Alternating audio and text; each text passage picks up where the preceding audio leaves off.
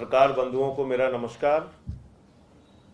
आज दो तीन बहुत महत्वपूर्ण बिंदुओं पे आपसे बातचीत करनी है और मुझे लगता है कि ये हिंदुस्तान में पहली बार ऐसा हुआ होगा कि बलात्कारियों को बचाने के लिए कोई सरकार सर्वोच्च न्यायालय के मुख्य न्यायाधीश के कोर्ट में झूठा शपथ पत्र दे।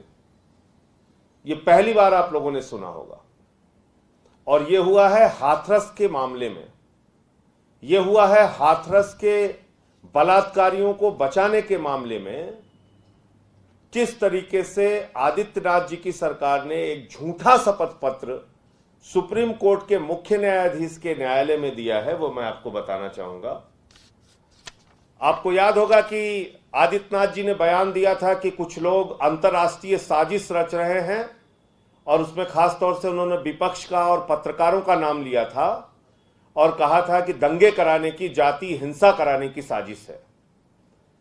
और उसमें 19 लोगों के खिलाफ, अज्ञात 19 लोगों के खिलाफ सेडिशन का भी चार्ज लगा दिया गया। अज्ञात 19 लोगों के खिलाफ देशद्रोह का भी मुकदमा लिख लिया गया।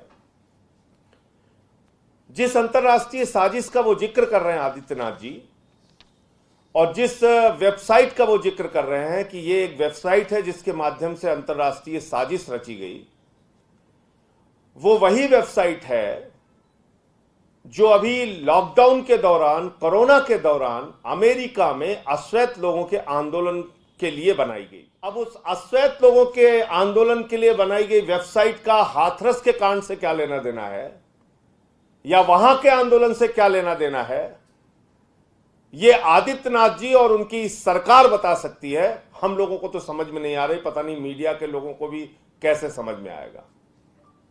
और ये उस वेबसाइट के पन्ने सिर्फ उन्होंने अपने बयानबाजी के लिए इस्तेमाल नहीं किया, सिर्फ अपने फर्जीवाड़े और अपने भक्तों को दुष्प्रचार करने के लिए, ट्रोल करने के लिए ट्विटर और सोशल मीडिया पे इसको प्रचारित करने के लिए इस्तेमाल नहीं किया, बल्कि बाकायदा शपथ पत्र में इस वेबसाइट के पन्ने को उन्होंने सुप्रीम कोर्ट में लगाया है, मुख्य न्यायाधीश के अदालत में लगाया है। और उसमें क्या लिखा है, एक दो लाइन में पढ़ दूंगा, आपको समझ में आ जाएगा। इसमें लिखा हुआ है कि NYPD will film at every rally and protest, stay aware and stay safe. NYPD का मतलब हुआ न्यूयॉर्क पुलिस डिपार्टमेंट आपकी रैली और आपके आंदोलन की फिल्म बनाएगा, आपकी वीडियो बनाएगा, और इससे आप सचेत रहिए और सुरक्षित रहिए। हाथरस में कौन सा न्यूयॉर्क पुलिस डिपार्टमेंट काम करता है, योगी जी बताइए आप इस देश को। इस देश के लोग आपसे पूछ रहे हैं कि हाथरस के बलात्कारियों को बचाने के लिए फर्जीवाड़ा आपने क्यों किया। न्यूयॉर्क पुलिस डिपार्टमेंट हाथरस में जाके कोई वीडियो बनाएगा प्रोटेस्ट का, रैली का, और उससे सेफ और सुरक्षित रहने के लिए, सचेत रहने का जिक्र इस वेबसाइट पे किया गया है।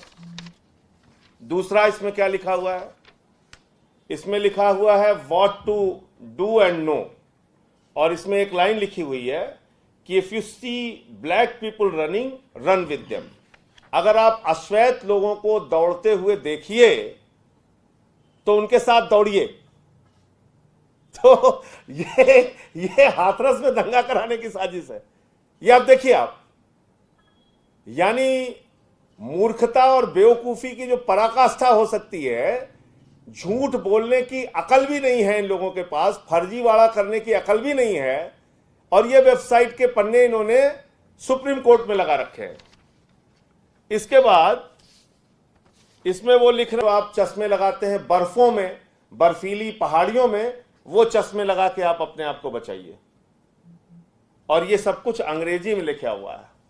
जो हम लोग उत्तर प्रदेश से आते हैं, और जैसे आप हमारे क्षेत्र में जाएंगे तो वहाँ अवधी बोली जाती है, और उससे आगे आप बढ़ेंगे पूर्वांचल में तो वहाँ पे भोजपुरी बोली जाती है, और आप इस तरफ आएंगे पश्चिम में तो यहाँ थोड़ा अलग तरह से हिंदी बोली जाती है, और हाथरस और मथुरा उसके आसपास ब्रिज की भाषा बोली जाती है। और वहाँ पर जो है ये अंग्रेजी की वेबसाइट बन रही है और इससे दंगे भड़काने की कोशिश की जा रही है, और उसमें कहा जा रहा है कि दंगे ऐसे ऐसे भड़काए जा रहे हैं और थोड़ा सावधान रहिएगा, न्यूयॉर्क पुलिस डिपार्टमेंट आपकी वीडियो बना सकता है। ये है आप। और ये पन्ने कहां दिए हुए हैं, ये कागज कहां दिए हुए हैं? सुप्रीम कोर्ट के मुख्य न्यायाधीश की अदालत में। मैं फिर दोहरा रहा हूं। तो मैं माननीय सर्वोच्च न्यायालय से और देश के मुख्य न्यायाधीश महोदय से आपके माध्यम से अनुरोध करूंगा कि वो इस बात का संज्ञान लें और ये फर्जीवाड़ा करने के लिए आदित्यनाथ जी और उनकी सरकार के जो जो लोग जिम्मेदार हैं उनके ऊपर एफआईआर किए जाए, मुकदमे किए जाए फर्जीवाड़े के, और उनके खिलाफ सख्त से सख्त कार्रवाई होनी